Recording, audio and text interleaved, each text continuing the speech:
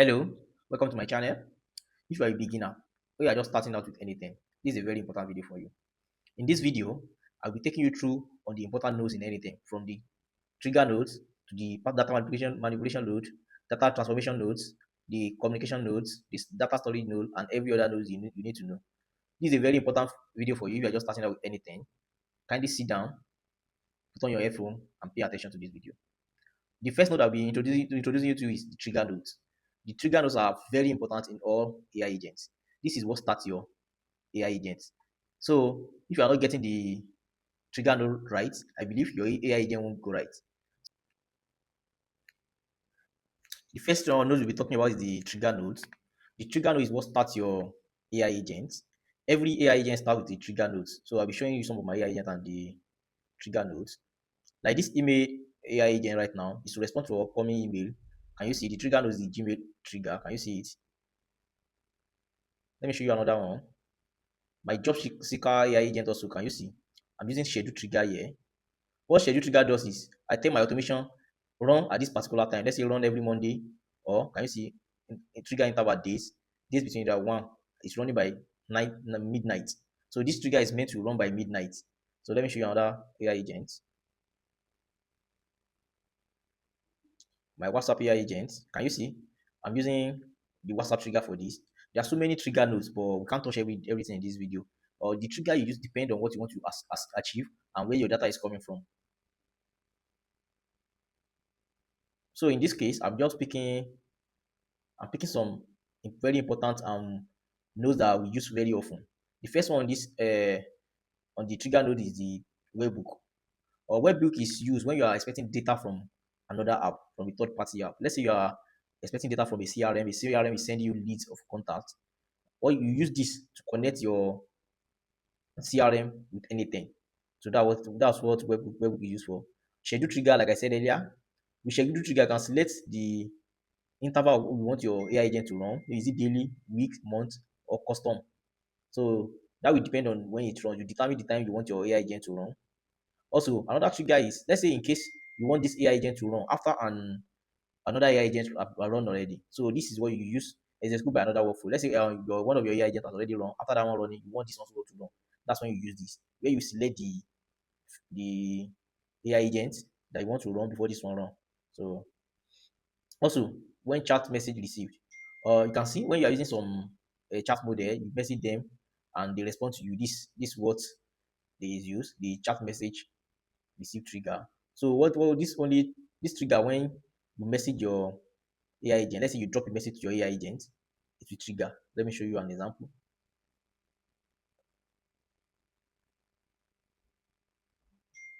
Now let's say like this is a chat message AI agent. Let's open chat. Let me type hello. So this trigger when you drop a message, can you see? Hello, how can I assist you today? So that's it.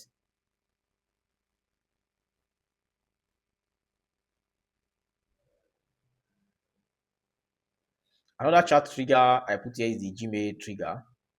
Like I show you in one of my AI agents. This trigger when you receive an incoming mail. So let's say you receive an incoming mail and you want your AI agent to respond to your mail automatically. So you use the Gmail trigger for that. When someone sends you an email containing a particular specific keywords, you want your AI agent to respond to them. So use the Gmail trigger for that.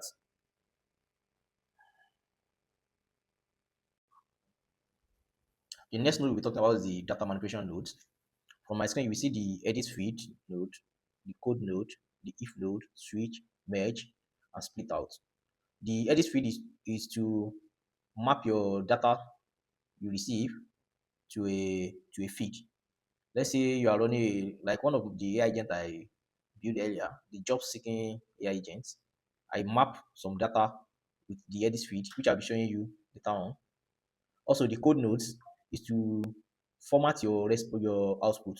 So you use the code node to, let's say the output you are getting is not what you want. You can use the code node to format it to your taste using JavaScript code. Also, the if node, this is a conditional logic. Conditional logic. Let's say you are saying if this happen, this should go on. If it did not happen, this should go on.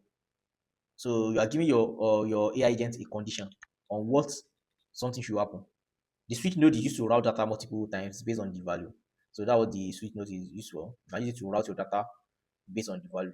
So you can see the rules value is equal to this. So that what the switch node is used for. The merge node, as you can see, we from the name merge is to connect two paths together. You are connecting two flows together. This is what the merge is used for. You can use it to connect your two nodes together. And also the last but not the least, the split out.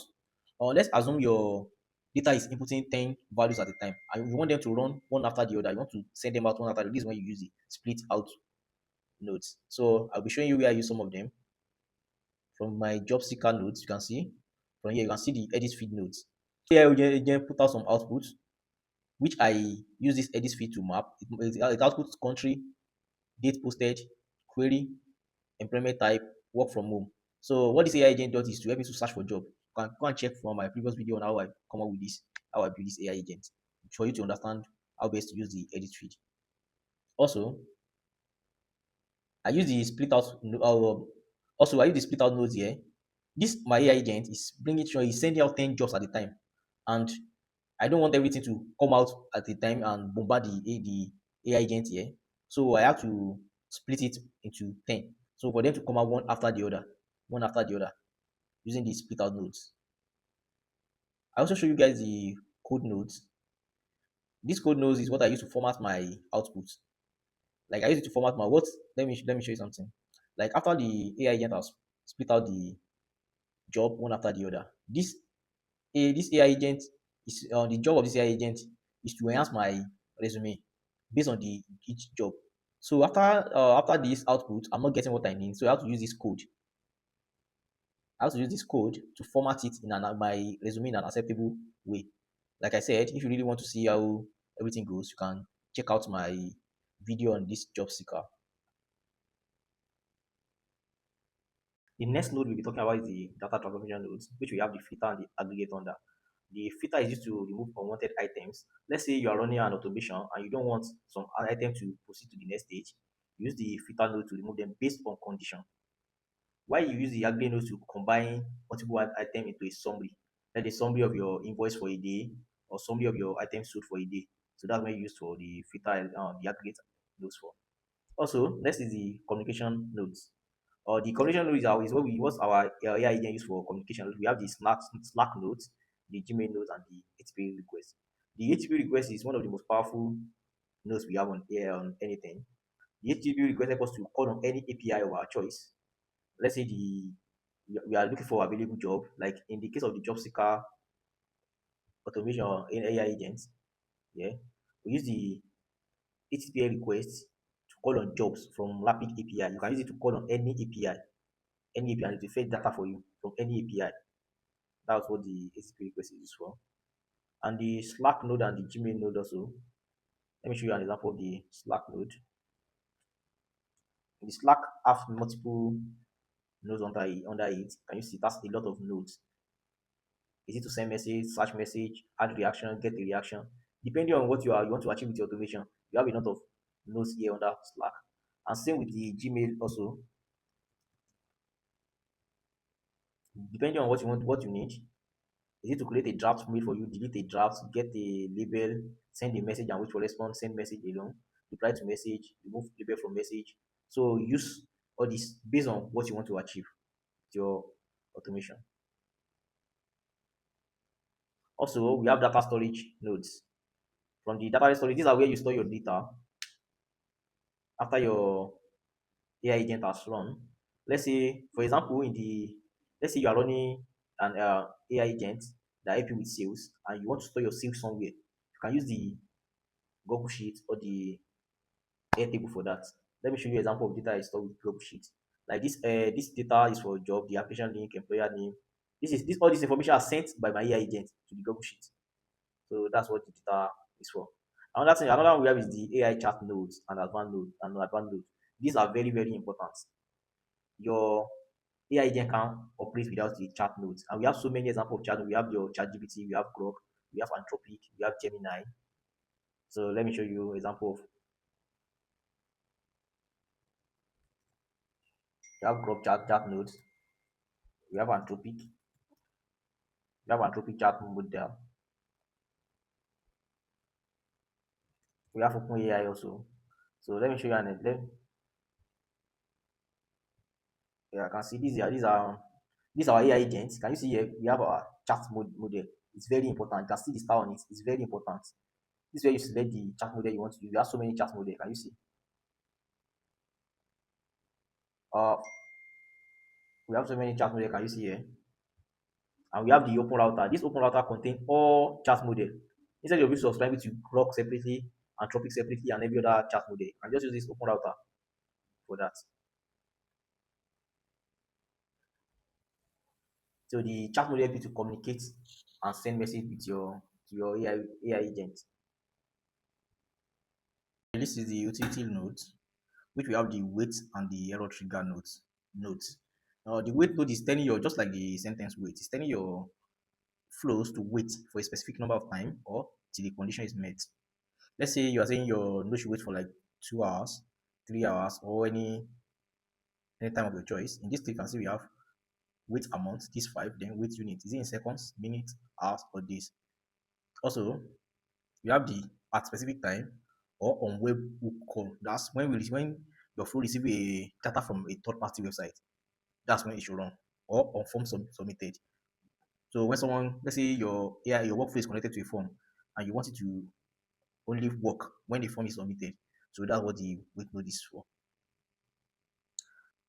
Yeah, the error trigger work when another workflow fails. So you can tell your error trigger to run. Can you see on error we have stop workflow, continue, pass error message as item, regular item, or continue using error output, pass item to an extra error output. So that's what this node is for when an error occur. This is the node you use. So let's say when an error occur, want it to stop working, want it to continue, or any other thing. So like I said, these are very important nodes to use in anything, from the trigger nodes to the data manipulation to the data transformation, communication, the chat trigger, the chat model, and every other thing. So if you have any question or you encounter any error while using any of these nodes, you can drop a message in the comment section. If you encounter any error while using any of these nodes, you can drop a comment in the comment section, or you can engage your AI like ChatGPT, Claude, or any other AI you love using. So this is the end of this YouTube video. Thank you very much for watching. We appreciate if you like and subscribe to our channel. If you have added any value to you, kindly subscribe. Thank you very much. Bye.